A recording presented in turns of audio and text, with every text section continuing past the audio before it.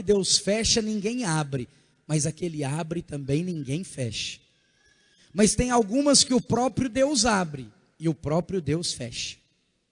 É sobre isso que nós vamos compartilhar nessa noite. Essa mentalidade que a porta vai estar sempre aberta é uma mentira, é um engano do diabo. Portas nos falam de oportunidades. E grava uma verdade no seu coração: a oportunidade, ela nunca é perdida. A oportunidade em si nunca se perde. Se essa garrafa de água aqui fosse uma oportunidade, talvez ela fosse uma oportunidade, por exemplo, o Ageu, mas ele não veio aqui pegar. Essa garrafa não vai se desintegrar, ela não vai desmanchar e sumir, ela vai continuar aqui. Talvez o Roger entenda que ela é uma oportunidade, venha aqui e pegue. A oportunidade continuou existindo, ela passou do Ageu e caiu para o Roger. A oportunidade nunca é perdida, a que você perdeu, alguém pegou no seu lugar. É um engano nós acharmos que sempre teremos uma segunda chance. Por isso, muitos têm perdido o seu tempo oportuno. Vamos recapitular o que nós ministramos no domingo passado. Nós falamos de uma primeira porta. Os irmãos se lembram qual era a primeira porta? Você ministrou ou foi ministrado na célula essa semana? Qual era a primeira porta que nós compartilhamos? Alguém se lembra? Era a porta da arca, a porta da incredulidade. Essa foi a primeira porta. Provavelmente, sei que você tem um líder fiel, você ouviu lá na célula. Segunda porta era a porta das virgens, que fala para nós a respeito de vigilância. A terceira porta era a porta de Judas, é a porta do pecado oculto, é a porta do pecado não confessado. E a quarta e última porta que nós ministramos no domingo passado,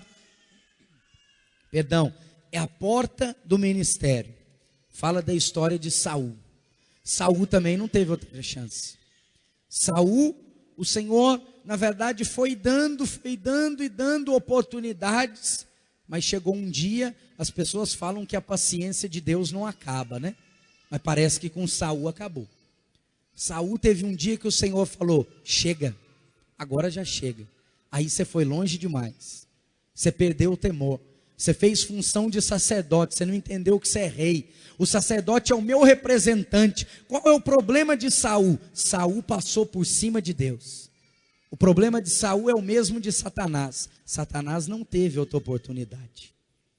É a porta do bem chamar. É a porta que nós vamos compartilhar daqui a pouco. Mas nós vamos começar pela porta de Adão, a porta da desobediência. Adão foi um sujeito extremamente abençoado por Deus. Eu acabei de compartilhar um pouco com você. Ele foi criado única e exclusivamente para ter comunhão com Deus. Deus o colocou em um jardim. Se Deus o colocou, fala que isso foi gratuito, que Adão não tinha que fazer nada. Aí o Senhor, além dele estar já num jardim que fala de um lugar de descanso, porque jardim não é lugar de trabalho é lavoura. Jardim fala de descanso, de deleite, fala de contemplar as coisas. Além dele ser colocado lá, o Senhor Deus fez brotar do jardim toda sorte de árvores agradáveis aos olhos, mais deleite, e também árvores frutíferas. Ele tinha a provisão de Deus. Além disso, a Bíblia fala que do meio do jardim saía um rio, que se dividia em 4 braços. Cada um desses braços tem um significado. O Pison fala da provisão financeira da parte de Deus. O Gion fala de ser conduzido pelo Senhor nas correntezas do Espírito. O tigre fala da velocidade da obra de Deus na nossa vida. As coisas vão acontecer rápido para você. Aqueles alvos que você tem colocado ou colocou no jejum passado, que você ainda está orando, vai acontecer depressa. Vai ser liberado rapidamente sobre a sua vida. Você, como muitos de nós dizemos um para o outro, profetizando, vai ser atropelado pelo mover de Deus. A onda vai vir em cima de você e você não vai entender o que é o tigre. O outro braço do rio é o Eufrates, que fala da frutificação. É a região até hoje mais frutífera do mundo. Ou seja, ele estava num jardim, que ele não fez nada para ter, que ele não tinha ali um trabalho especificamente, algo que o consumisse. Ele foi colocado para cultivar e guardar. ele tinha só que manter aquilo que ele já tinha nas mãos. Além disso, ele tinha toda a provisão necessária em todas as áreas. Ele só tinha que fazer uma coisa, ele tinha que obedecer. Ele podia usar tudo e desfrutar de tudo, só uma coisa que ele não podia. Normalmente é sempre assim conosco.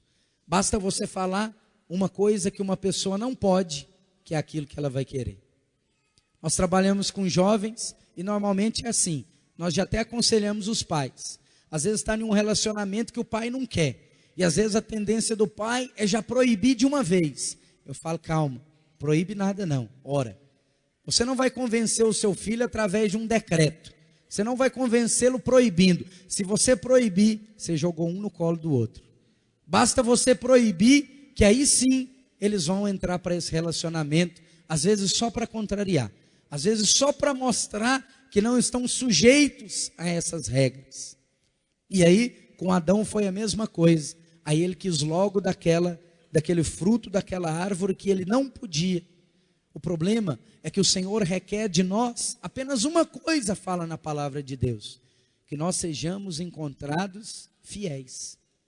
Então, se falou que não é para comer, a única coisa que Deus esperava de Adão é que ele não comesse.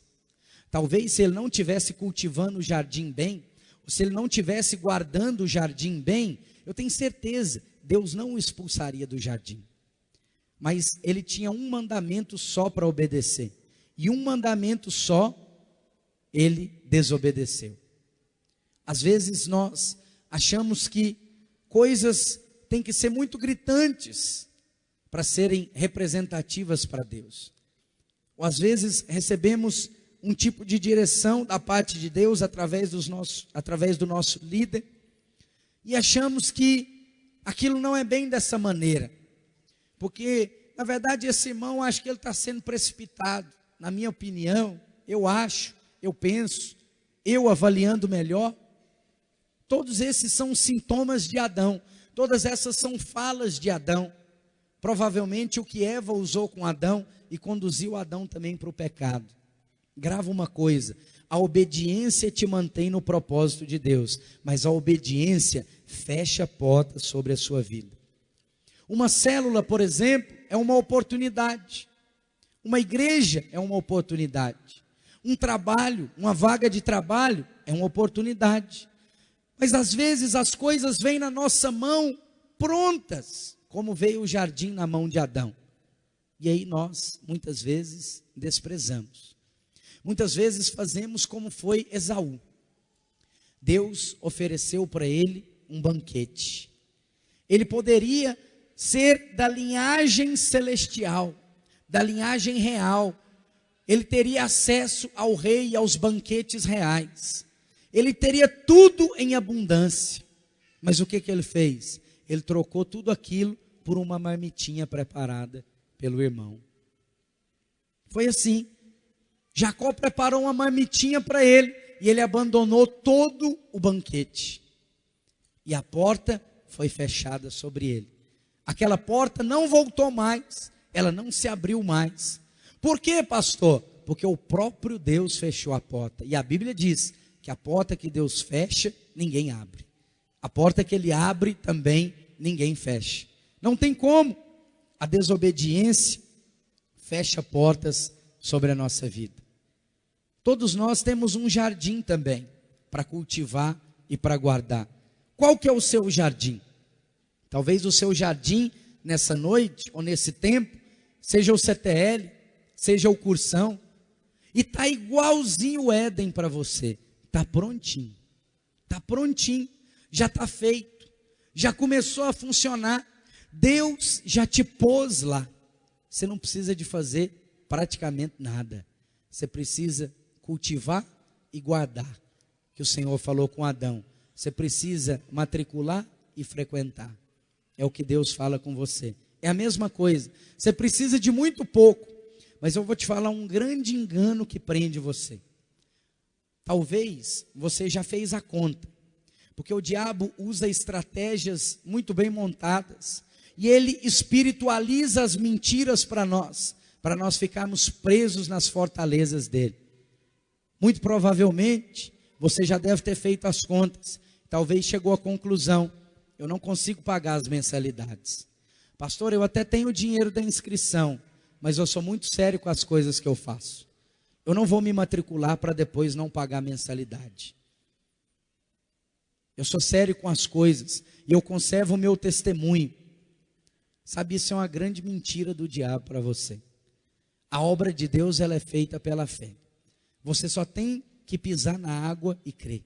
Deus só enche vasilha vazia. É assim em toda a palavra. Qual que é a vasilha que você precisa hoje? É a da matrícula. Basta a cada dia seu próprio mal. O que você está pensando na mensalidade? Se Deus falou com você para se matricular, será que Ele falou com você para se matricular, para depois não dar a provisão para você? Pois eu te digo e te conto o meu testemunho. Eu formei no seminário e eu não paguei nenhuma mensalidade em dia.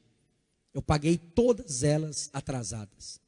Eu fiz, a cada final de semestre eu fazia uma renegociação, mas eu formei, mas eu completei. Ah, pastor, eu não tenho coragem de fazer isso, eu sou muito sério. A Bíblia te chama de orgulhoso. O que você chama de sério, a Bíblia diz que é orgulho.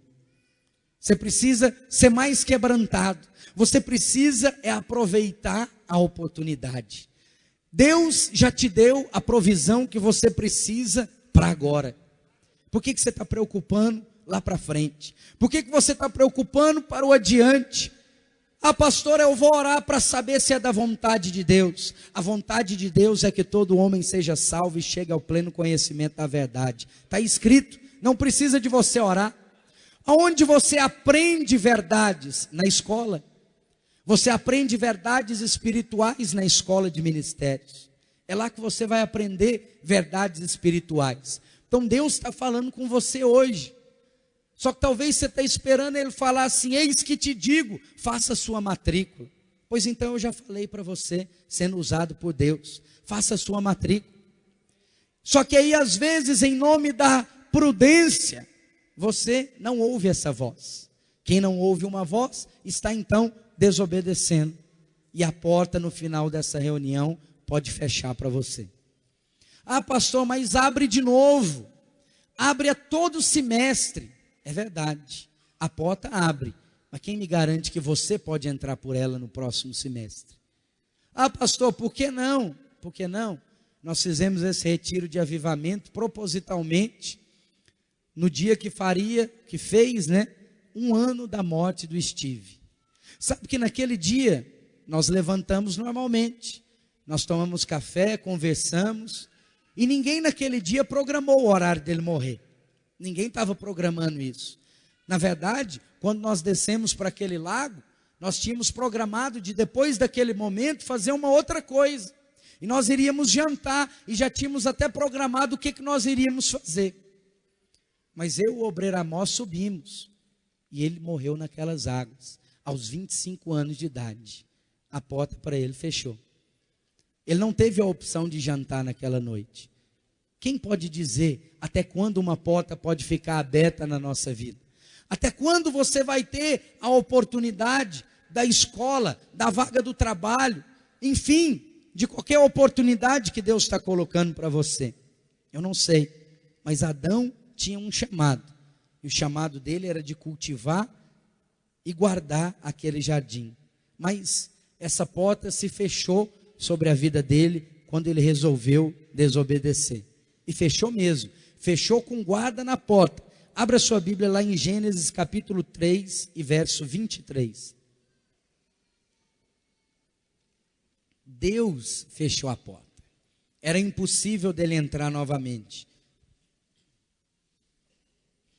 Gênesis 3, 23. O Senhor Deus, pois, o lançou fora do jardim do Éden, para lavrar a terra de que fora tomado. E havendo lançado fora o homem, pôs querubins ao oriente do jardim do Éden, e uma espada inflamada que andava ao redor, para guardar o caminho da árvore da vida. Sabe o que aconteceu com Adão? Perdeu o acesso. Não teve como mais, perdeu. A porta fechou. Essa é uma porta que se fecha sobre a nossa vida. A desobediência fecha portas. Fala isso para quem está do seu lado. Fala: desobediência fecha portas. Mas tem também a porta da desonra, a porta de bem chamar. Isaías capítulo 14, verso 12. Como caíste desde o céu, ó estrela da manhã, filha da alva, como foste cortado por terra, tu que debilitavas as nações. E tu dizias no teu coração: eu subirei ao céu, acima das estrelas de Deus, exaltarei o meu trono e no monte da congregação me assentarei, aos lados do norte. Subirei sobre as alturas das nuvens e serei semelhante ao Altíssimo. Bem chamar é Satanás, é o diabo, que quis ser igual a Deus, quis usurpar o lugar de Deus. Tratou com desonra. A desonra é uma outra porta perigosa. Essa porta é a porta do diabo. A placa que está escrito nessa porta é bem chamar, é o diabo, é Satanás. Essa porta não pertence a nós, não pertence aos filhos de Deus. A honra é a chave que nos leva ao caminho da vitória, em qualquer área da nossa vida. As igrejas que praticam honra, líderes que praticam honra, crescem muito mais rápido. Um funcionário que honra a sua empresa, vai crescer nela. Tem funcionários que às vezes estão de férias, por exemplo, e às vezes por um chamado da empresa, antecipa suas férias, volta mais cedo, ou muda algo, ainda que fique no prejuízo. Ah, pastor, eu jamais vou fazer isso. Pois é, talvez seja a razão pelo qual você não está crescendo no seu trabalho, pela indisposição de semear, de abrir mão, porque isso aí é Gálatas 6,6. Você está plantando para depois colher. Você está semeando e depois você vai colher. Mas muitos não querem fazer isso. Um patrão que honra os seus funcionários vai prosperar. Às vezes, se você pagar um pouco melhor, mas a média salarial é essa. Pois é, eu não gostaria de ter nenhuma empresa na média, nenhuma vida na média, nenhuma célula na média, nada eu queria ter na média. Eu queria ter tudo acima da média. Então por que você não começa pagando um pouco acima da média? E honrando os seus funcionários. Talvez aumentando os benefícios. Você vai os prender com laços de amor. A pessoa pode receber uma proposta às vezes até maior, mas ele vai ficar constrangido. Vai falar: daqui eu não saio, esse sujeito é bom demais para mim. Esse sujeito é Deus na minha vida, ele me abençoa demais. Ele é um instrumento de Deus na minha vida. Quando nós nos movemos em honra, a glória de Deus que foi colocada em nós, ela se manifesta. Certo dia o diabo quis ser igual a Deus, e ele contagiou. Esse espírito sempre contagia algumas pessoas. Ele contagiou 1/3 dos céus. Honra é algo contagiante, mas a desonra talvez seja ainda mais contagiante. Porque a desonra é própria do ser humano, porque nós somos caídos igual Satanás. Mas a honra é um sentimento próprio de Deus. Eu te pergunto, o que você tem que se esforçar? Para pecar ou para não pecar? Você se esforça para quê? Você se esforça para não pecar, não é verdade? O pecado é algo automático na nossa vida. Por isso que a Bíblia fala: orai e vigiai. Porque se você ficar sem orar e vigiar, todo mundo já sabe no que vai dar. Vai dar em pecado. Mas nós precisamos nos esforçar para não pecar. Da mesma maneira, nós precisamos nos esforçar para honrar. Porque a honra não é própria do ser humano. A honra é algo de Deus. E a desonra tem alguns preços e algumas consequências. Ela, por exemplo, tira o direito à presença. Você sabe qual que é o conceito teológico de inferno? É a ausência da presença de Deus. Quando a pessoa está ausente da presença de Deus, ela está no inferno. Deus está em todos os lugares, mas lá no inferno ele não vai estar.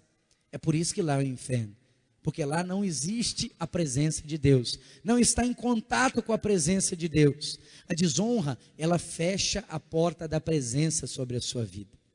Você para de ter acesso à presença de Deus. A desonra perde o direito da adoração. O discurso da desonra tira esse direito. Você pode perceber isso nas pessoas. Quem está na desonra, ele não consegue elogiar, ele não consegue exaltar, ele não consegue glorificar a Deus pela vida do outro. Você acha muita gente para chorar junto com você no dia mau, mas você vai achar muitos poucos para se alegrar no dia de júbilo. No dia que você foi promovido, no dia que você ganhou um carro, que você ganhou uma casa, que você, enfim, recebeu uma bênção tremenda da parte de Deus, nesse dia você não acha muitos para celebrar, porque não tem muitos que têm honra no seu coração. Você sempre vai achar alguns, mas não é o mais comum de acontecer. A desonra também tira as habilidades e os dons. Sabe que Lúcifer era ministro de louvor, ele era o líder da adoração, mas ele já não tem mais essas habilidades e esses dons. Foram tirados. Por que foram tirados? Porque ele perdeu o acesso, ele perdeu a presença, ele ficou à margem. A porta da desonra é a porta de Satanás. Fala isso para a pessoa que está do seu lado. Fala, a porta da desonra é a porta de Satanás. Não entre por ela. Mas tem também a porta de Laodiceia. É a porta de agradar o povo. Abra sua Bíblia em Apocalipse capítulo 3 e verso 20. Apocalipse capítulo 3 e verso 20. Esse texto é muito conhecido e é extremamente usado erroneamente para evangelismo. E ele diz: eis que estou à porta e bato. Se alguém ouvir a minha voz e abrir a porta, entrarei em sua casa e com ele cearei e ele comigo. Está falando de porta mais uma vez. Jesus está batendo a porta. Eu sei que nós usamos muitas vezes esse versículo para evangelismo, mas esse versículo está se referindo a uma igreja. Então ele está sendo dito para pessoas crentes. A porta de Laodiceia é a porta de andar pelo caminho próprio, é a porta da democracia, é a porta de resolver pelo que todo mundo falou. Todo mundo está falando para eu fazer assim, todo mundo está fazendo assim, todo mundo tem rede social, todo mundo tem isso, todo mundo faz aquilo, então eu tenho que entrar nisso também. Eu só quero te lembrar que de 7 bilhões de pessoas, 5 bilhões e 900 milhões estão indo para o inferno, então você deveria ir também. Se esse é o pensamento, você deveria ir também, porque a maioria está indo. Nós não temos que agradar o povo, como eu te falei. Você pode até estar morando em uma democracia, mas você não faz parte dela. Você faz parte de um reino. Posso ouvir um amém? Você faz parte do reino de Deus. E no reino nós fazemos a vontade de Deus. Nós não fazemos a vontade da maioria, ou as decisões não são colocadas em votação. A porta de Laodiceia é a porta da igreja que vai pelo caminho próprio, que vai pelo caminho do povo, que vai única e exclusivamente pelas assembleias que são feitas. E aí tem cara de igreja, tem prédio de igreja, tem estrutura de igreja, mas não tem a presença de Deus. O Senhor Jesus ficou do lado de fora, e Ele está do lado de fora falando: ei, eu quero entrar aí, eu estou na porta e estou batendo, ninguém aí sabe mais ouvir a minha voz. Se alguém daí de dentro ouvir a minha voz e abrir a porta, eu estou morrendo de vontade de entrar e de cear com você e você comigo. Eu quero ter comunhão com você, filho, mas você fechou a porta para mim. Você nem percebeu que eu saí. Isso é o mais grave. Isso é o que tem me atribulado nesses dias. Tem me enchido de temor. Sabe o que significa isso? Significa que, quantos aqui são líderes de célula? Levanta a sua mão. Significa, meu irmão, que você faz 52 reuniões de célula em um ano. E você está lá todas as semanas fazendo essa reunião. E aí você faz louvor, você faz um momento de oração, você faz um quebra-gelo, você faz um momento da palavra, você faz o lanche, e você fez a reunião inteira e não percebeu que os irmãos estavam lá, mas Jesus não estava. Jesus não participou da reunião. Ele estava do lado de fora, batendo na porta, tocando a campainha, tocando o interfone. Ei, célula, eu queria entrar, eu estou aqui na porta. Vocês não perceberam que eu não estou aí dentro, não? Eu estou aqui do lado de fora. Pastor, por que isso acontece? Porque às vezes até a obra de Deus pode ser laço para nós. Você se envolve com a obra e esquece do dono dela. Você se apaixona e se embriaga pela obra, mas o dono mesmo, às vezes a paixão já saiu. A porta de Laodiceia é a porta de agradar o povo. Muitos têm a Jesus como o seu Salvador, mas quantos será que tem a Jesus como seu Senhor? Pastor, que diferença faz? Diferença faz que te salvar, Ele resolve um dia. Ser Senhor é para a vida toda. Ser Senhor é ser guiado por Ele. Ser Senhor é não ser dono da sua vida, mas é para toda e qualquer decisão da sua vida, você vai consultar Ele. E vai ter coisa que você vai falar, eu quero. E Ele vai falar, eu não quero. E aí você vai ter que resolver se Ele é seu Salvador, ou além de ser o Salvador, Ele é também seu Senhor. Eu sei que os irmãos que estão aqui, o Senhor já salvou todos vocês. E você sabe, você já aprendeu, uma vez salvo, salvo eternamente. Está resolvido na sua vida. Mas o desafio para a nossa vida cristã não é do Senhor nos salvar. O desafio para a nossa vida cristã é dele nos conduzir. É dele ser Senhor na nossa vida. É de você submeter toda a sua vontade à vontade de Deus. Pergunta para a pessoa que está do seu lado. Jesus é também o seu Senhor? Não precisa responder para ela. É só uma pergunta para você pensar. É só algo para ficar no ar. Mas tem também a porta da presença. Esther capítulo 2 e verso 17. É a porta de Vasti. Provavelmente você já conhece a história, eu não vou poder contar ela toda para você, vou apenas ler esse verso, que diz que o rei amou a Esther mais do que todas as mulheres, e ela alcançou graça e favor diante dele, mais do que todas as virgens, de sorte que lhe pôs sobre a cabeça a coroa real, e a fez rainha em lugar de Vasti. Existia um rei chamado Assuero, que tinha uma rainha no seu reino chamada Vasti. Um dia o rei fez um banquete real, e a rainha, ao invés de se preparar para o banquete do rei, fez um banquete paralelo. E quando o rei estava nesse banquete, os convidados falaram: rei, por que você não manda chamar a rainha? Ela deveria estar aqui conosco, ela é tão linda, o senhor deveria mostrá-la para todo mundo. E aí o rei falou: gostei da ideia, eu vou chamar ela aqui mesmo. E deu o decreto real: eu quero Vasti na minha presença. Decreto real, ele tem que ser obedecido. Você acabou de aprender, a porta da desobediência, ela traz maldição para você. Mas Vasti não obedeceu. Ela falou: não vou. Esse sujeito quer me mostrar lá para os conhecidos dele, está achando o quê? Que eu sou algum tipo de objeto? Eu não vou não. Eu não quero saber dessa ordem, eu vou ignorar essa ordem. E não foi. E aí os conselheiros falaram com o rei, falaram: meu senhor, agora o senhor tem que tomar uma atitude, porque ela é a sua esposa. Se ela fez isso com o senhor, todas as mulheres vão fazer com todos os seus maridos. E aí o nosso reino vai entrar em colapso. Isso não pode ficar dessa maneira. Ele falou: é verdade, e não vai ficar dessa maneira. Pode procurar uma outra mulher para mim, porque Vasti não vai ser mais rainha. Ela perdeu o acesso à minha presença. Aí na porta da presença, na porta de Vasti, nós temos na verdade duas portas.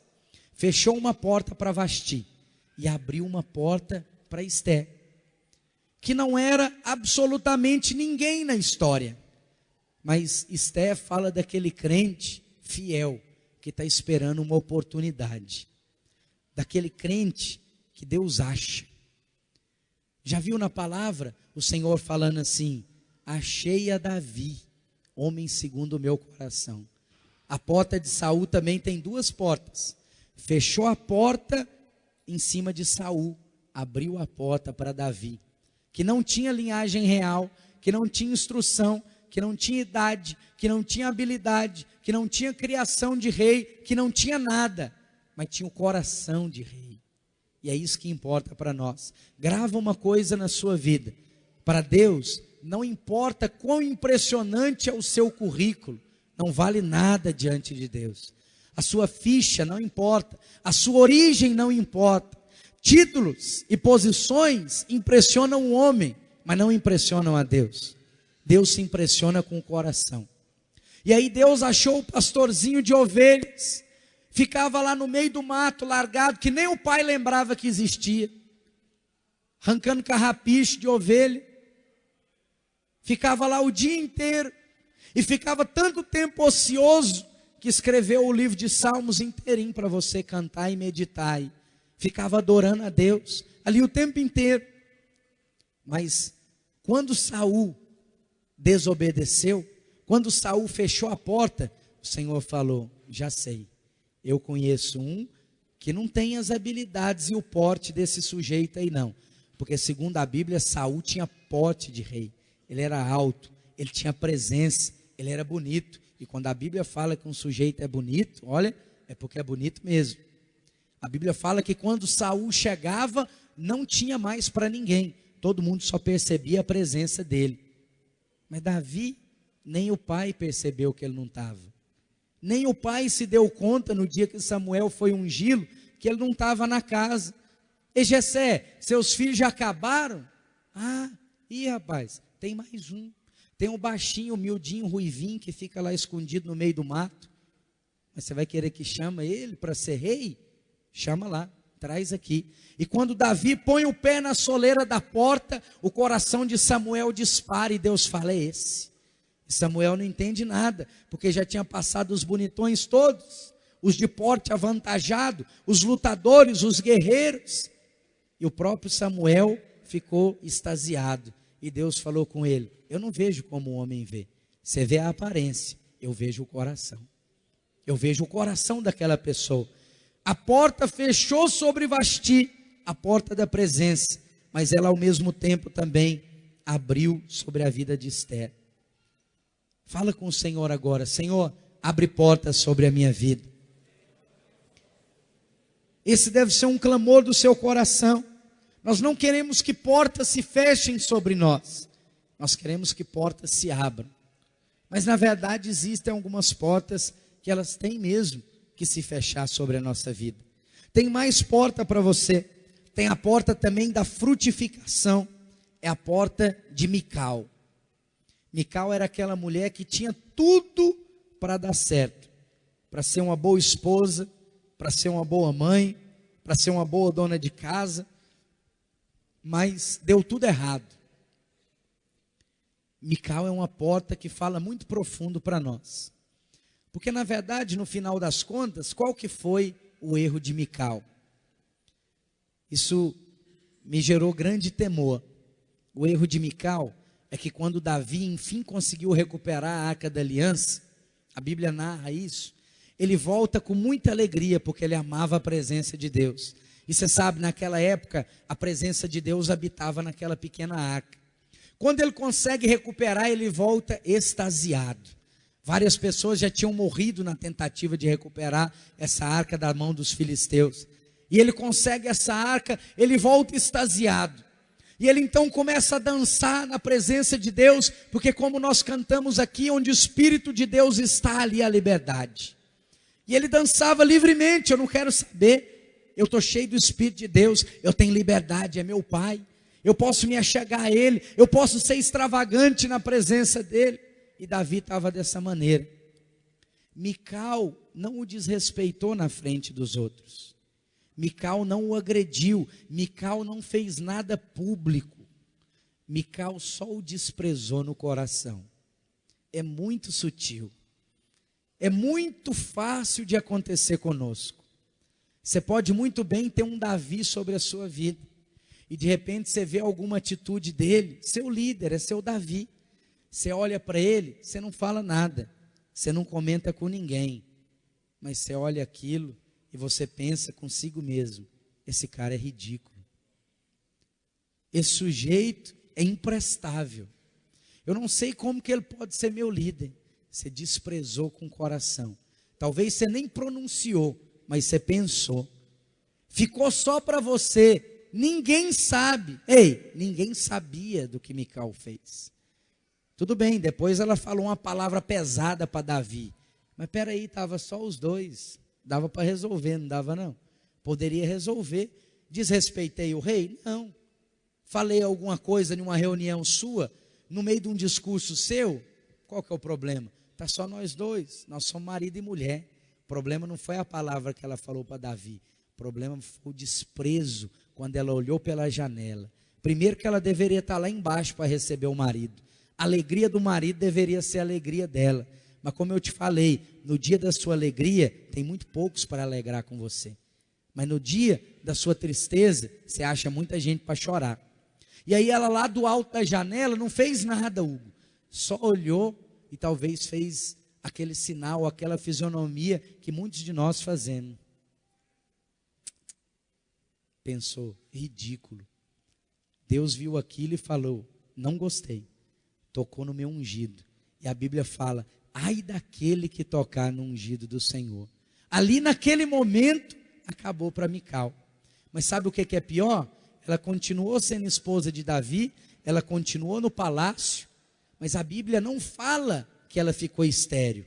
A Bíblia fala que ela nunca mais, que ela não pôde ter filhos. Ah, mas isso é estéril. Não, estéril na Bíblia, a Bíblia chama de estéril. Ela perdeu, foi a presença do rei. O rei não se deitava mais com ela. O rei não tinha mais intimidade com ela. Ela estava como os crentes lá em Laodiceia. Está dentro da casa, participa das coisas, mas o rei já saiu. O rei está para o lado de fora da porta. A porta de Mical é uma porta muito próxima de nós, porque é uma porta muito sutil. É uma porta que você deve orar todos os dias, todas as semanas, porque pode acontecer em qualquer reunião de discipulado que você entra. Pode acontecer num culto como esse. Talvez você chegou aqui e pensou, ah não, pastora Zemar não está, vai pregar de novo. Tem coisa que a gente não fala com ninguém, mas a gente só sente no coração, a gente só imagina, mas tem coisa que só o pensamento que você diz, Deus vê e fala, você tocou no ungido agora, agora você vai perder, agora a porta vai fechar sobre você. Irmão, essa pregação é muito séria, essa pregação eu creio que é até uma pregação profética. Não é uma pregação para você sair daqui explodindo de alegria, pelo contrário, é para você ter a reação fúnebre que você está tendo mesmo. Essa é a reação dessa pregação, porque é uma pregação tensa, é uma pregação que deixa você com medo, deixa você com um grande temor. E se eu estiver agindo errado? E se eu estiver fechando alguma porta sobre a minha vida? Mas não fica preocupado com isso, porque dentro de você habita o Espírito Santo. E Ele te mostra e te ensina sobre todas as coisas. Não é você que tem que sondar a si mesmo. Mas a Bíblia fala, Senhor, Tu me sondas e me conheces. Me mostra, Deus. Essa deve ser a sua oração durante essa pregação. Me mostra, Senhor, se dentro de mim há algum caminho mau. Se dentro de mim tem alguma motivação errada. Se dentro de mim tem algum tipo de desprezo contra alguma coisa do Senhor, ou contra algum ungido do Senhor. Mas tem a porta também de Sodoma. Nós já estamos encerrando. A porta de Sodoma fala de uma porta que tem que ser fechada. Deus resolveu fechar uma porta. Você pode acompanhar aí na sua Bíblia, eu não vou ler, para nós podermos compartilhar as restantes. Gênesis capítulo 19 e verso 15. Do verso 15 ao verso 17. Ló, que era o sobrinho de Abraão, parente de Abraão, morava em Sodoma. Mas as cidades de Sodoma e Gomorra se perverteram de uma maneira irreversível. Não teriam mais uma outra chance. Estou te dando mais um exemplo de pessoas que não tiveram uma segunda chance. Não teve mais chance. Deus olhou e falou, acabou. Sodoma e Gomorra não tem jeito mais. Eu vou fechar a porta. Abraão, eu vou acabar com essas duas cidades. E eram duas grandes cidades, duas metrópoles. Abraão falou: Senhor, pelo amor de Deus, meu sobrinho está lá, deixa pelo menos eu falar com ele, deixa eu tirar ele daquele lugar. E aí Abraão vai lá e fala com Ló, e Ló deveria sair, e Ló entende, mas o Senhor dá um recado: sai, não leva nada e nem olha para trás. Só que quando estava saindo, a mulher de Ló gostava muito daquele lugar, ela gostava muito daquela vida que ela tinha ali, que já estava arrumada, que já estava estruturada. Aí a mulher de Ló é aquele sujeito que talvez Deus falou com você que era para você vir para esse ministério. Aí você vem, mas de vez em quando tem alguma coisa lá naquele outro ministério, você dá uma olhadinha, você vai lá, dá uma namoradinha, você vai lá participar um pouquinho. Ou talvez aqueles amigos seus que faziam parte daquele ciclo de amizade quando você não era crente ainda, você já se converteu, mas eles não se converteram. Aí eles fazem lá a reunião da turma tal, do ano tal, aí você vai lá e dá uma olhadinha para trás. Que problema tem? Pastor, eu vou para lá para evangelizar. Talvez essa fosse a desculpa de Ló, para crente estar no meio de Sodoma e Gomorra. Eu estou aqui para evangelizar. Evangelizar do tipo 1 contra 100 mil. Você acha que você vai fazer alguma diferença? Você vai acabar se perdendo. Mas, na verdade, talvez nós não expressamos isso. Mas você sabe que cada atitude nossa transmite uma mensagem. Talvez a mensagem que está transmitindo, ainda que a gente não fale, é o seguinte: minha vida hoje é muito boa, mas eu preciso te confessar, às vezes dá saudade daquela outra vida que eu tinha. Às vezes dá saudade de uma coisinha ou outra que eu fazia, que eu participava. Esse é o problema. É por isso que Deus tratou dessa maneira aparentemente tão dura com a mulher de Ló, porque ele já tinha avisado. Aí o que aconteceu com ela? Deu uma saudadezinha no meio do caminho. Ela falou: mas se... E ficou petrificada. Parou. A porta fechou para a mulher de Ló também. A porta fechou. Ela virou pedra. Mas ela não virou a pedra que você é, não. Que a Bíblia fala que nós somos pedras vivas. Ela virou uma pedra de sal, parada, sem utilidade. Acabou. Simplesmente acabou. Acabou ali o propósito, acabou ali o chamado, acabou ali as oportunidades. Fala assim comigo: é mais uma porta que se fechou. A porta, na verdade, de Sodoma não deveria ser aberta. Ela deveria ser fechada mesmo. Você deve fechar a porta de Sodoma e Gomorra na sua vida. Pastor, que porta é essa? Eu não vivo nesse lugar. Essa porta é a porta do mundanismo. É a porta de coisas que não necessariamente são pecado, mas é a porta de coisas que tiram a nossa fome e a nossa sede de Deus. De coisas que nos afastam de Deus. Coisas que, com o passar do tempo, vão nos cauterizando, vão nos transformando em estátuas de sal. A cada vez que você olha para o seu passado, vai sendo acrescentado um pouquinho desse sal petrificado na sua vida.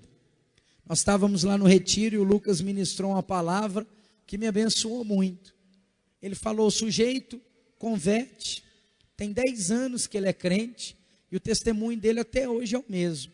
Eu era traficante, eu comandava um morro tal, eu matei tantas pessoas, eu fazia isso, eu fazia aquilo. Espera aí, filho, tem 10 anos que você está andando com o Senhor, até hoje você está contando que você era traficante, que você estava no morro. Pelo amor de Deus, que Deus que você serve?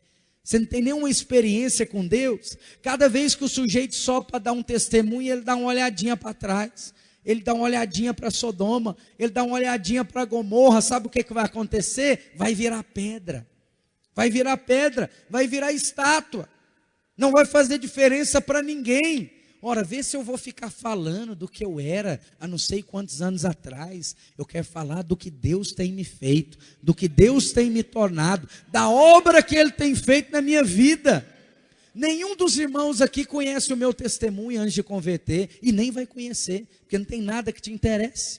Não interessa nem a mim, vai interessar para você. Eu vou contar morte para você, você já tem as suas, que eu também nem quero saber. Eu quero saber de hoje. Eu quero saber de Deus queimando o seu coração. Eu quero saber da sua célula que se multiplicou. Eu quero saber do Deus vivo e poderoso fazendo a diferença na sua vida. É isso que eu quero saber. O que me interessa o seu passado? Não importa nada e não vai acrescentar nada na vida de ninguém. Essa porta tem que ser fechada sobre nós.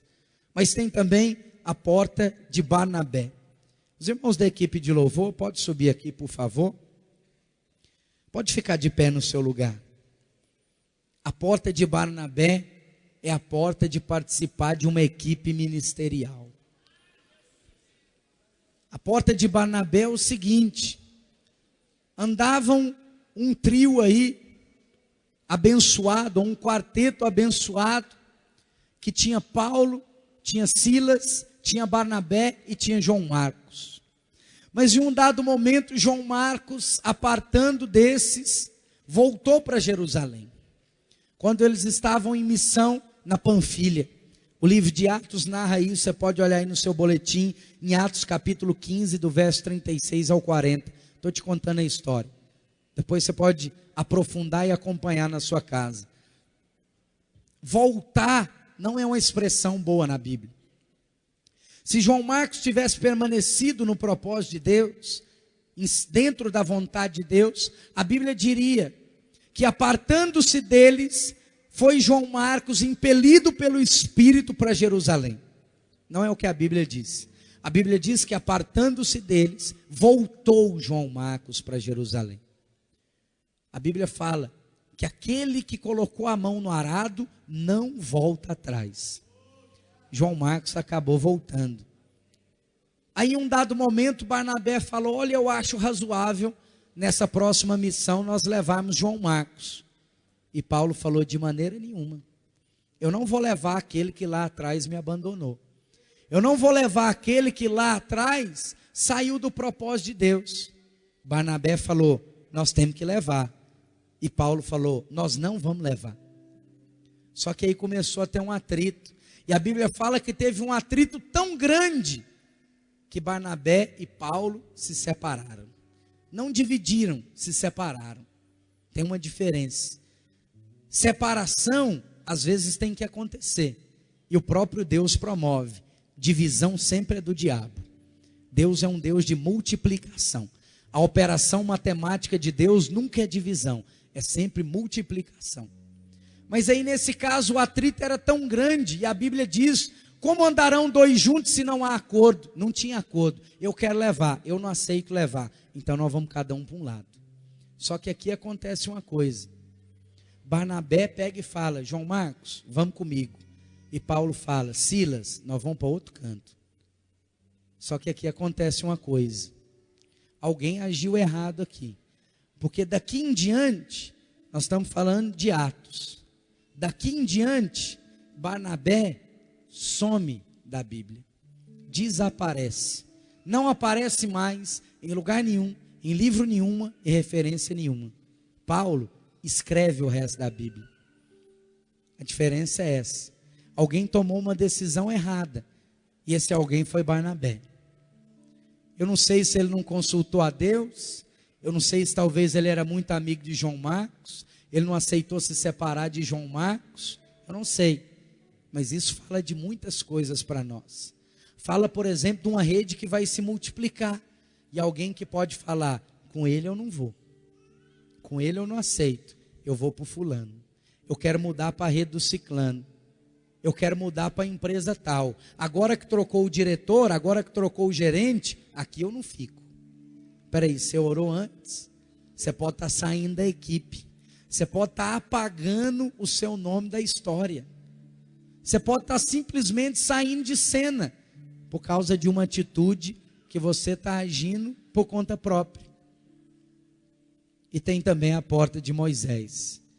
A porta de Moisés é a porta da oferta que se fechou.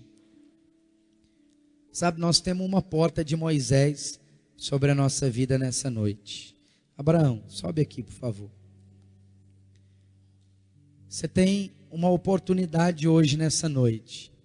Queria que os irmãos, os servos aí, por favor, trouxessem aqui pelo menos 2 caixas daquelas de gasofilácio para oferta, por favor, para nós colocarmos aqui. Esse jovem aqui, miudinho, né? Ele é africano lá do Camarões, da República do Camarões, mas ele vai estar sendo enviado agora para o Zâmbia. Os irmãos sabem que nós temos um trabalho lá no Zâmbia também, vai ser a base missionária para a conquista da África de fala inglesa. E pastor Azemar, conversando com o pastor Marcelo a respeito dos irmãos que estão aqui, achou melhor que o Abraão fosse direcionado lá para o Zâmbia. Então ele vai para lá. Então você tem hoje uma porta de oferta que se fecha. É a sua última oportunidade de abençoar a vida desse jovem. E eu quero te dizer que ele não representa uma pessoa, ele representa um continente. Você não tem muito contato com o africano. Talvez você nunca semeou uma oferta especificamente para a África. Hoje você tem essa oportunidade. É uma oportunidade que passa. Ele tem uma necessidade. Ele precisa ainda do dinheiro para emitir o passaporte e ele precisa das passagens. Eu não tenho dúvida que Deus vai suprir isso. O que eu estou falando com você, eu não preciso te falar valores nem necessidades. Eu só preciso te falar da oportunidade. Hoje você tem essa oportunidade. Um dia Moisés falou: o povo está proibido de ofertar.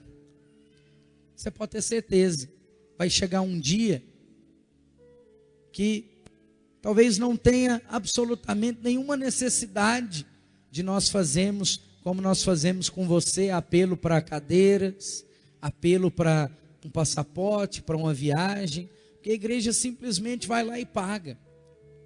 Mas você tem uma oportunidade única de ser participante.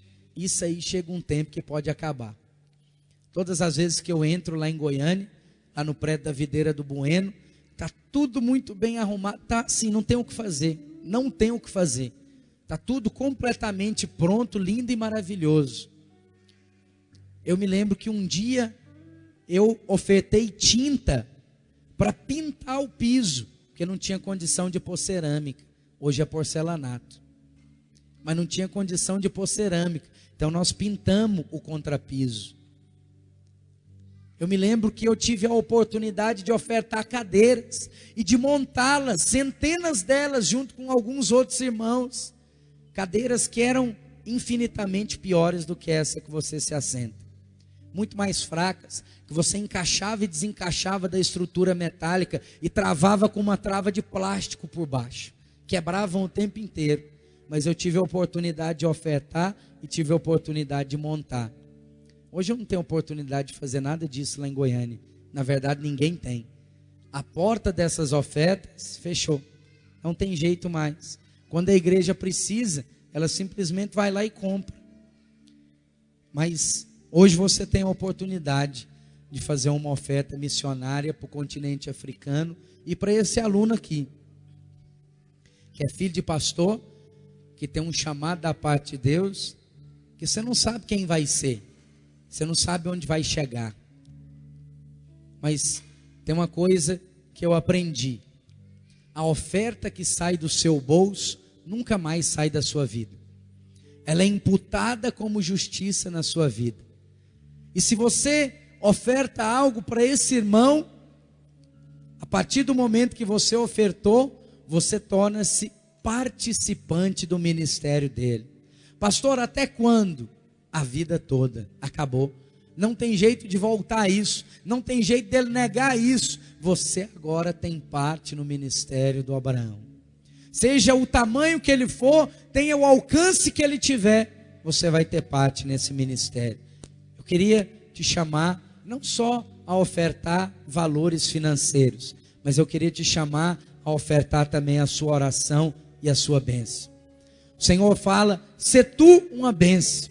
Então seja essa bênção agora, em nome de Jesus. Estenda suas mãos para cá e abençoa a vida desse servo de Deus, em nome de Jesus.